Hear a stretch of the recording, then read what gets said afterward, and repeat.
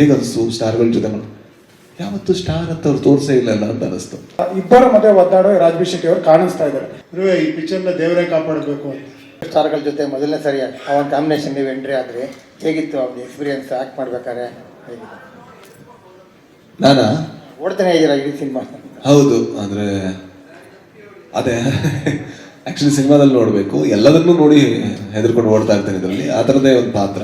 So ಬಹಳ ಹೆದರಿಕೆ ಇರುವಂಥ ನನ್ನಂಥ ನಿಮ್ಮಂಥ ಎಲ್ಲರಂಥ ಜೀವನದಲ್ಲಿ ಬಹಳ ಹೆದರಿಕೆ ಇರುವಂಥ ಒಬ್ಬ ಮನುಷ್ಯ ಅಷ್ಟೇ, ಎಲ್ರಿಗೂ ಇರುತ್ತೆ.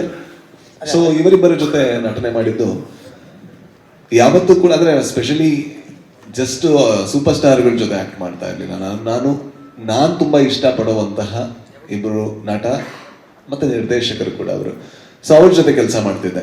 ಹಾಗಾಗಿ ನನಗೆ ಭಯ ಇತ್ತು ಏನಂದ್ರೆ ಅವ್ರು ಏನಾದ್ರು ಒಂದು ಮಾತು ಹೇಳಿದ್ರು ಕೂಡ ನನ್ನ ಬಾಯಿ ಮತ್ತೆ ಡೈಲಾಗೇ ಬರುತ್ತೋ ಇಲ್ವೋ ಅಂತ. ಬಟ್ ಆದ್ರೆ ಅವ್ರು ಎಷ್ಟು ಕಂಫರ್ಟೇಬಲ್, ಈಗ ನನ್ನ ಮಾತ್ರ ಅಲ್ಲ, ನಿಮ್ ಜೊತೆ ಮಾತಾಡ್ಬೇಕಾದ್ರೆ ಕೂಡ ಒಂದು ಇಮೇಜ್ ಕಾನ್ಶಿಯಸ್ ಇಲ್ಲದೆ ಮಾತಾಡ್ತಾರೆ.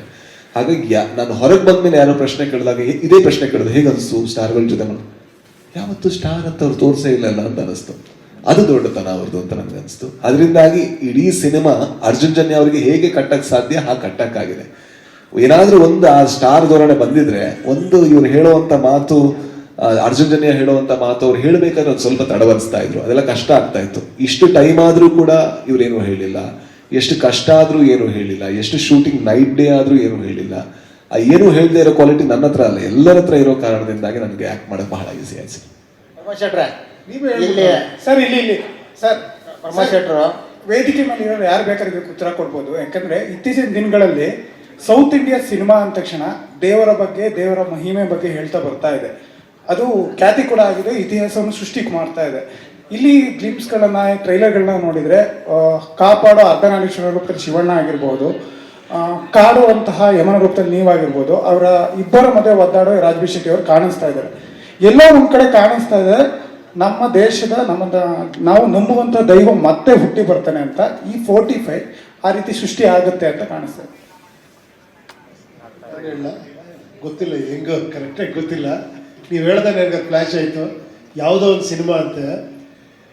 ಏನು ಗುರುವೇ ನನಗೆ ಗೊತ್ತಿಲ್ಲ, ಈ ಸರಿನಾ ಇದು ನೀವು ಹೇಳಬೇಕು. ಯಾಕಂದ್ರೆ ಅಣ್ಣ ಅವರು ಎಲ್ಲ ಪ್ರೊಜೆಕ್ಷನ್ ನೋಡ್ತಿದ್ರಂತೆ, ಎಲ್ಲ ದೊಡ್ಡವರೆಲ್ಲ ಬಂದಿದ್ದಾರೆ, ಪಿಕ್ಚರ್ ನೋಡಿದ್ರು, ದೊಡ್ಡ ಸೂಪರ್ ಹಿಟ್ ಪಿಕ್ಚರ್ ಅದು. ಬಟ್ ಪ್ರೊಜೆಕ್ಷನ್ ನೋಡ್ಬೇಕಾದ್ರೆ ಇವ್ರು ಯಾರೋ ಒಬ್ಬರು ಸ್ವಲ್ಪ ಎಲ್ಲರ ಮುಂದೆ ಹೇಳಿದ್ರಂತೆ, ಗುರುವೇ ಈ ಪಿಕ್ಚರ್ನ ದೇವರೇ ಕಾಪಾಡಬೇಕು ಅಂತ. ಹೆಂಗನ್ಸಿರುತ್ತೆ ಅಲ್ಲಿರೋರಿಗೆಲ್ಲ ಟೆಕ್ನಿಷಿಯನ್ಸ್ಗೆ. ಅಣ್ಣ ಅವ್ರು ಎಷ್ಟು ಚೆನ್ನಾಗಿ ಹೇಳಿದ್ರಂತೆ ಗೊತ್ತಾ, ಕರೆಕ್ಟಾಗಿ ಹೇಳಿದ್ರಿ, ಎಲ್ಲ ಚಿತ್ರಗಳನ್ನೂ ದೇವರೇ ಕಾಪಾಡೋದು ಅಂತ. ಇದ್ರಲ್ಲಿ ನಿಮ್ಗೆ ಅರ್ಥ ಆಗಿರ್ಬೋದು, ನಿಮ್ಮ ಆನ್ಸರ್ ಸಿಕ್ಕಿರ್ಬೋದು. ಪ್ರಮೋದ್ ಶೆಟ್ರೆ, ಒಂದ್ ಕಡೆ ಮೀನ್ ಬಿಟ್ಟು ಮಟನ್ ಹಲಾಲ್ ಕಟ್ ಮಾಡ್ಕೊಂಡಿದ್ದೀವಿ, ಹೇಗಿತ್ತು ಅಂತ? ಯಾಕಂದ್ರೆ ಆ ಕಡೆ ಮೀನು, ಈ ಕಡೆ ಮೀನ್ ತಿಂದಿದ್ದಷ್ಟೇ ಅಭ್ಯಾಸ, ಕಟ್ ಮಾಡೋದು ಇಲ್ಲ. ಮಟನ್ ಕಟ್ ಮಾಡೋದು ಕ್ಯಾರೆಕ್ಟರ್ ಅಷ್ಟೇ, ನನ್ನ ರಿಯಲ್ ಲೈಫ್ ಅಲ್ಲ. ಕಷ್ಟಪಟ್ಟಿದ್ದೀನಿ ಕತ್ತರಿಸಕ್ಕೆ, ಅವಾಗ ಗೊತ್ತಾಯ್ತು ಅವ್ರು ಎಷ್ಟು ಕಷ್ಟಪಡ್ತಾರೆ ಕತ್ತರಿಸಕ್ಕೆ ಅಂತ. Thank you.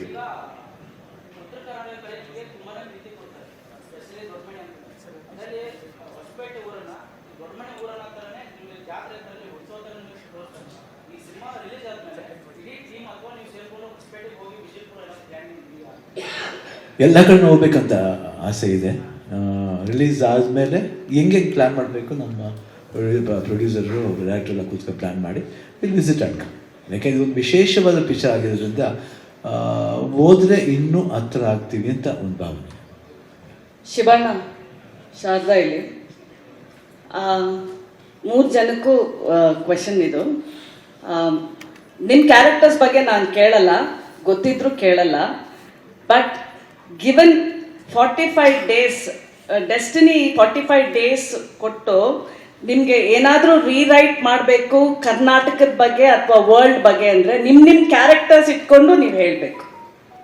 What you want to rewrite about Karnataka ಅಥವಾ ವರ್ಲ್ಡ್ ಬಗ್ಗೆ ಇನ್ 45 ಡೇಸ್. ಅದೇ ಕೆಟ್ಟದನ್ನೆಲ್ಲ ಒಡೆದು ಬಿಸಾಕ್ಬೇಕು ಅಂತ ನಾನು ಅನ್ಕೊಂತೀನಿ.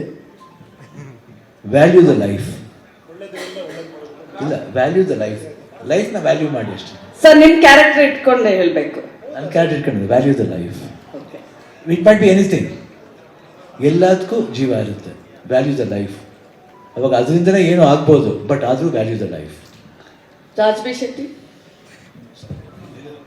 ಅದೇ ನಂಗೆ ಆ ಪ್ರಶ್ನೆಗೆ ಏನು ಉತ್ತರ ಕೊಡೋದು ಗೊತ್ತಾಗಿಲ್ಲ. ಯೋಚನೆ ಮಾಡ್ತಾ ಇದ್ದೀನಿ. ಓಡೋದ್ ಬಿಟ್ಟು ಹಾ, ಓಡ್ತಾನೆ ಇರ್ತೀರ. ಐ ಥಿಂಕ್ ನಾವೆಲ್ಲರೂ ಕೂಡ ಓಡೋದು ಕಮ್ಮಿ ಆಗ್ಬೇಕು. ಇಲ್ಲಿ ಒಳಗಡೆ ಧಾವಂತ ಇರುತ್ತಲ್ವ, ಮೇ ಬಿ ನಾವೆಲ್ಲರೂ ಕೂಡ ಎಷ್ಟು ಓಡ್ತಾ ಇದ್ದೀವಿ, ಆ ಧಾವಂತ ಕಮ್ಮಿ ಆಗಿ ಸ್ವಲ್ಪ ಆರಾಮಾಗಿ ನೆಮ್ಮದಿಯಿಂದ ಬದುಕುವಂತ ನೆಮ್ಮದಿ ಎಲ್ರಿಗೂ ಸಿಗ್ಬೇಕು. ಅದು ಚೇಂಜ್ ಮಾಡೋಕ್ಕಾಗುತ್ತೋ ಇಲ್ಲ ಗೊತ್ತಿಲ್ಲ, ಅದೊಂದು ಹಾರೈಕೆ ಅಷ್ಟೇ. ಸರ್ ಪ್ರೊಡ್ಯೂಸರ್ ಆಗಿ ನೀವೇನಂತೀರಾ ಸರ್?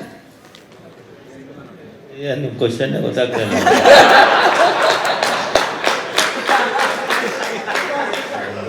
45 ದಿವಸ ಕೊಟ್ರೆ ನಿಮ್ಗೆ ಕರ್ನಾಟಕದಲ್ಲೋ ಅಥವಾ ಪ್ರಪಂಚದಲ್ಲಿ ಏನ್ ಚೇಂಜ್ ಮಾಡ್ಬೇಕು ಅಂತ ಕೇಳ್ತಾ ಇದ್ದೀನಿ ಅಷ್ಟೇ. ಎಲ್ಲರೂ ಚೆನ್ನಾಗಿರ್ಬೇಕು ಅಂತ ನಾವು 45 ದಿವಸದಲ್ಲಿ ಎಲ್ಲರೂ ಚೆನ್ನಾಗಿರ್ಬೇಕು ಅನ್ಕೋತೀವಿ ಮೇಡಮ್, ಅಷ್ಟೇ. ಮೇ ಬಿ ಅವ್ರ ಪರವಾಗಿ ಆನ್ಸರ್ ಮಾಡೋದಂದ್ರೆ ಎಲ್ಲರೂ ಅವ್ರ ತರ ಮುಗ್ಧರಾಗಬೇಕು ಅಂತ ಅನ್ಕೋಬೋದೇನೋ.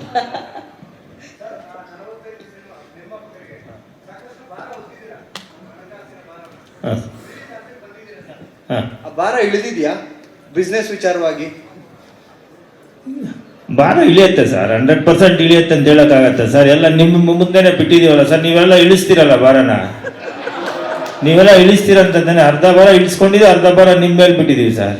ಇಲ್ಲ, ದುಡ್ಡಿನ ಭಾರ ಹೊರಬೇಕು ಇವಾಗ, ಭಾರ ದುಡ್ಡಿನ ಮೂಟೆ ಭಾರ ಹೊರಬೇಕು ಅಂತ ಹೇಳಿ. ಎಲ್ಲ ನಿಮ್ಮ ಆಶೀರ್ವಾದ ಸರ್.